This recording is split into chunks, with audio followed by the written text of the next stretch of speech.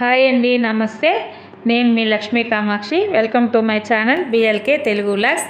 అందరూ ఎలాగున్నారండి? నేనైతే చాలా బాగున్నాను. మీరు కూడా బాగుండాలని మనస్ఫూర్తిగా కోరుకుంటున్నాను. ఈ వ్లాగ్ అయితే బుధవారం రోజు వ్లాగు. బుధవారం రోజు మార్నింగ్ చూశారు కదా, అసలు మంచు చల్లగా అసలు ఎలాగున్నదంటే ఈ మధ్య ఒక్కో రోజు ఎక్కువ మంచు వస్తూ ఉన్నది, ఒక్కో రోజు మేఘాలు వచ్చేస్తుంది. అందుకని నైట్ నేను ముగ్గులు పెట్టుకుందాము అనుకుంటా ఉంటాను అనమాట. మార్నింగ్ కొంచెం లేట్ అవుతుంది లేచేసరికి, అంటే ఈ వీడియోస్ ఎడిటింగ్ చేసుకొని నేను చేసేసరికి లేట్ అవుతుంది. నైట్ ముగ్గులు పెట్టుకుందామని ఒకరోజు అయితే అలాగ పెట్టాను. నైట్ వర్షం పడిపోయింది. అప్పటి నుంచి నాకు భయం వేస్తుంది. మళ్ళీ నైటు ముగ్గులు పెట్టాలా అంటే వర్షం వచ్చేస్తుంది. అందులోనే మా వారు ఒకటి ఉండరు కాబట్టి నేను ఒకదాన్నే బయట ఉండి ముగ్గులు వేసుకోవాలి. పక్కన హౌసెస్ కూడా లేవు, అది ఒక భయం ముందు. అందుకని చెప్పేసి ఇంకా ఎందుకులే అని మానేసుకొని మార్నింగ్ అందుకని కొంచెం చీకటితోనే లేసేస్తూ ఉన్నాను. ఎందుకంటే ఈ పండుగ నెల కాబట్టి ఖచ్చితంగా ముగ్గులు అవి పెట్టుకోవాలి, ఎక్కువ బాగా వేసుకోవాలి. వైకుంఠం ముగ్గులు అంటాం కదా, మేమైతే మామూలుగా ఒక్కొక్క ఏరియాలో ఎలాగ వేసుకుంటారో మాకైతే తెలియదు. మా ఏరియాలో అయితే వైకుంఠ వాకిళ్ళు పెట్టి ముగ్గులు వేసుకుంటారు. రేపు వీడియోలో నుంచి నేను చూపెడతాను. ఆ ముగ్గులు చిన్న ముగ్గు వేసినా కూడా దానికి వాకిళ్ళు పెడతామన్నమాట. వైకుంఠ వాకిళ్ళు అంటారు దాన్ని. ఈ పండగ నెలంతా ఆ విధంగా వేస్తాము. ఇంకా నేను టీ కూడా పెట్టాను కదా, ఖచ్చితంగా ఈ మంచుకి చలికి అల్లము మిరియాలు వేసుకొని టీ పెట్టుకుంటే చాలా బాగుంటుంది గొంతుకి. అవన్నీ టిఫిను అవన్నీ అయిపోయాక నేను ఈ మెంతికూర చూపెట్టాను కదా, అంతకుముందు పోసాను. ఎంత బాగా వచ్చిందంటే మెంతికూర చాలా బాగా వచ్చింది. ఇంట్లో చాలా ఈజీగా పండించుకోవచ్చు. ఎవరైనా చిన్న బాస్కెట్లు ఉన్నా, చిన్న ఐస్ క్రీమ్ బాక్సులు ఉన్నా కూడా అందులో కొంచెం మట్టేసుకొని మనం ఈ మెంతులు అందులో వేసుకొని పండించుకోవచ్చు. మన ఇంట్లో కూర వరకు మనం అసలు కొనుక్కొనే బళ్ళే మెంతుల వరకు మాత్రం మనం బాగా పండించుకోవచ్చు. అంతకుముందు వీడియోలో కూడా చూపెట్టాను. మా చెల్లెలు ఎత్తుకోబోయింది.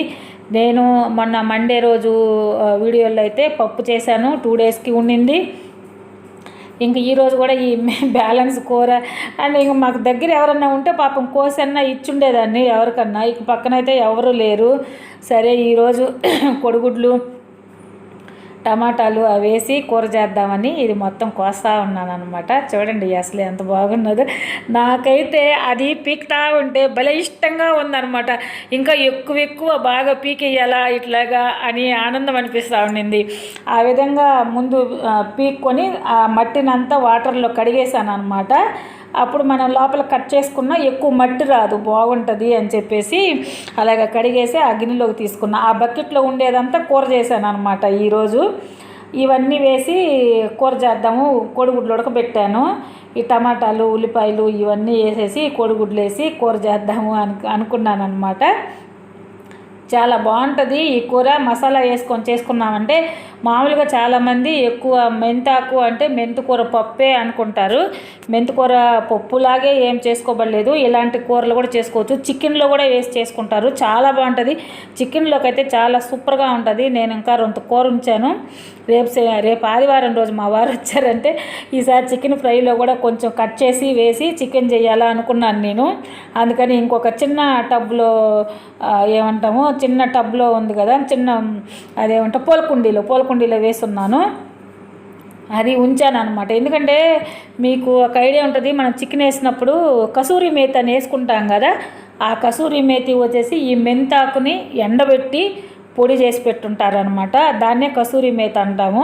అది వేసుకుంటేనే మనకి ఎంత టేస్ట్ వచ్చినప్పుడు మెంతాకు వేసుకుంటే కూడా చాలా టేస్ట్ వస్తుంది కదా అనేసి నేను చూశాను. చాలా కొన్ని వీడియోల్లో కూడా చేస్తున్నారు. నేను అంతకుముందు కూడా నేను కొనుక్కొని మరీ వేశాను, చికెన్లోనే చేశాను. ఇదివరకు చికెన్ ఫ్రై చేసినప్పుడు కూడా మెంతికూరను కొని మరీ వేసి చేశాను. చాలా టేస్ట్ భలే బాగా వచ్చింది.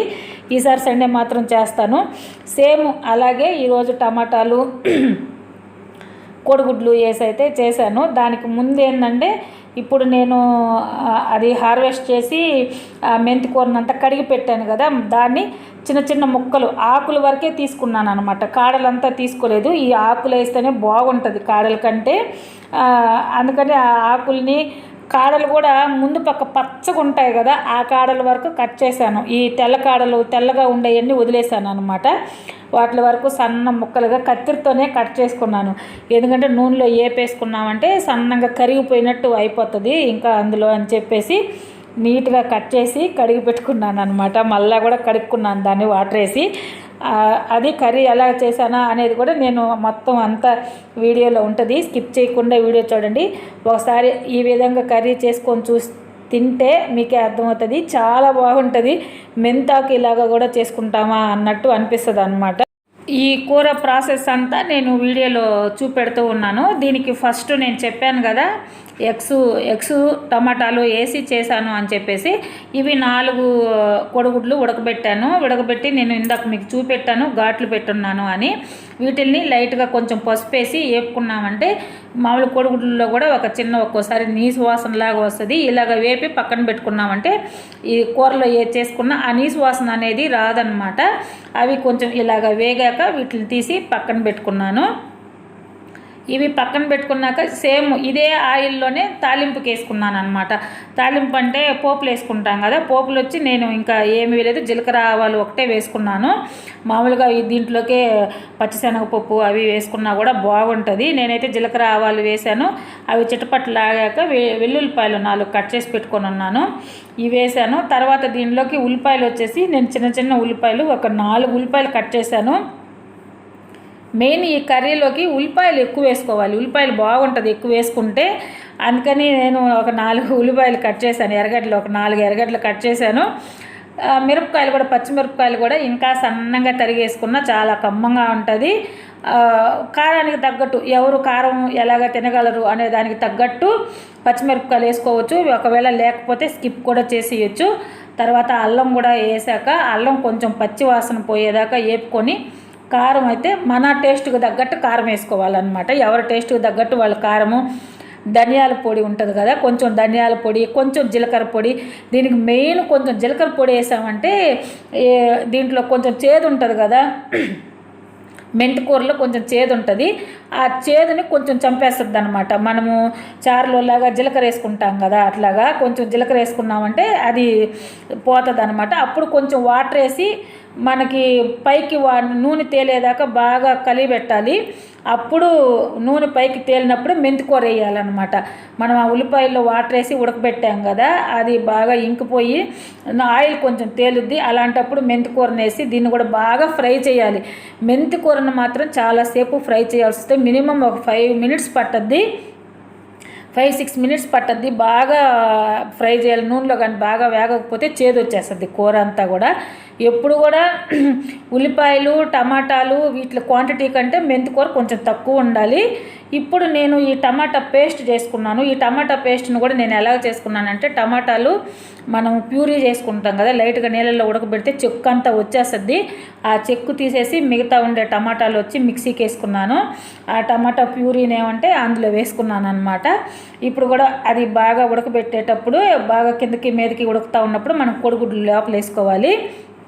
ఇందులోనే గరం మసాలా, మన చికెన్ మసాలా కానీ గరం మసాలా కానీ మన ఇంట్లో ఉంటుంది కదా, అది ఏదైనా సరే వేసేసి ఉప్పు ఒకసారి చూసుకొని సరిపోయిందా లేదా అని ఉప్పు చూసుకొని మూత పెట్టేసామంటే ఒక 2-3 మినిట్స్ అలాగా ఉడికిచ్చేసామంటే ఈ గుడ్లకైతే అసలు ఇందులో వేసిన గుడ్లు ఉంటాయి, ఎంత టేస్ట్గా ఉంటాయో తెలియదు అసలు. చాలా టేస్ట్ ఉండేది నాకైతే. ఉత్త కోడిగుడ్లు పెట్టుకొని తినాలన్నంత టేస్ట్ వచ్చిందనమాట. ఈ మసాలా, ఈ మెంతి ఆకు ఒక టేస్టు, కారం ఉప్పు అన్నీ ఆ కోడిగుడ్లకైతే భలే పట్టాయండి. నిజంగా చాలా టేస్ట్ అనిపించింది, చాలా బాగా అనిపించింది. నేను వీడియో కోసం చెప్పడం లేదు, నేనైతే మామూలుగా ఇదివరకు మామూలుగా చేశాను కానీ ఇట్లాగా అన్నీ వేయలేదన్నమాట. కొన్ని ఇప్పుడు ఒక క్వాంటిటీ లాగా బాగా చేశాను. నాకు భలే కుదిరింది కూర అయితే ఈరోజు. పాపం మా వారు లేరే అనిపించింది, ఆయనకి ఇట్లాంటి కూరలు అంటే చాలా ఇష్టం అన్నమాట. ఈసారి రేపు శనివారంకి ఒకవేళ గుడ్లు వేయకుండా ఉత్త టమాటాలు అవన్నీ చేసి పెడదాంలే, మెంతికూర ఉన్నది చాలా అనిపించింది. అట్లాగైతే ఈ కూర చాలా బాగుంటుంది, మీరు ఒకసారి ట్రై చేయండి. సేమ్ నేను చెప్పిన విధంగా మీ టేస్ట్కు తగ్గట్టు ఉప్పు కారము సరి చేసుకుంటూ ఇలాగా ఇవన్నీ కలుపుకుంటూ చేయండి, చాలా సూపర్గా ఉంటుంది అన్నమాట. మధ్యాహ్నం అయితే ఇంకా దీంతోనే మాకు లంచ్, నాకు మా బుడ్డాగాడికి ఏమంటాము మా నల్ల కుక్కలకి అన్నిటికీ ఇవే కలిపేసాను. మా బుడ్డాగాడికి ఒక కోడిగుడ్డు వేసాను. నువ్వేనా రమ్మంటారా డైట్రా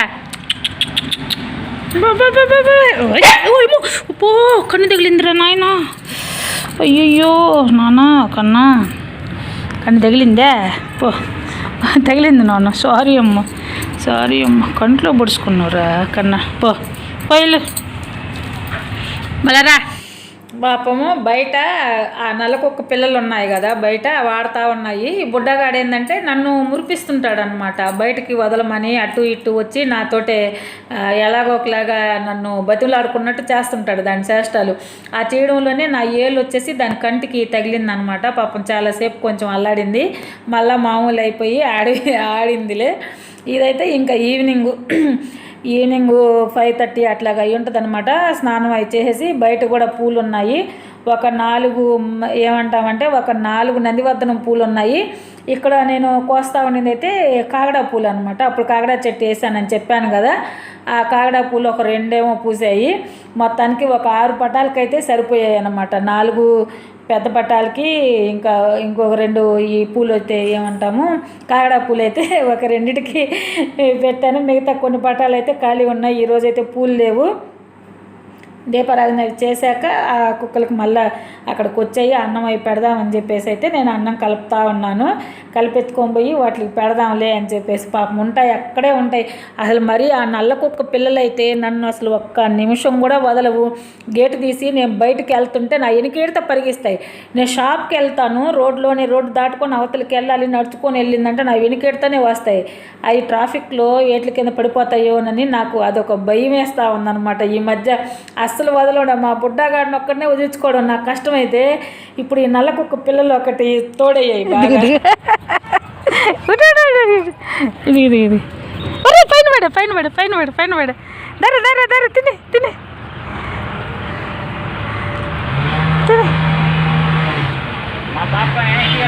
ఇంకా ఈ రోజైతే ఇలా అయిపోయిందనమాట. మొత్తం ఇంకా కిచెన్ అంతా సర్దేశాను. ఈ మధ్య నాకు కిచెన్లోకి ఎక్కువ సన్న చీకటిగులు వస్తుంటాయి కదా మామూలుగా, అవి వస్తూ ఉన్నాయి. నేను ఒక ప్రయోగంలాగా ఒకటి చేశాను. అది చేస్తే పోయాయి ఆల్మోస్ట్. నేను పోతే అప్పుడు నేను మీకు వీడియోలో కూడా చెప్దాము అనుకున్నాను. ముందు నేను ట్రై చేసి అది ఏం చేశాను అనేది కూడా నెక్స్ట్ వీడియోలో అయితే నేను చెప్తాను ఎలాగ పోతాయి అనేది. మొత్తానికి ఈరోజు వీడియో అయితే ఇదేనండి.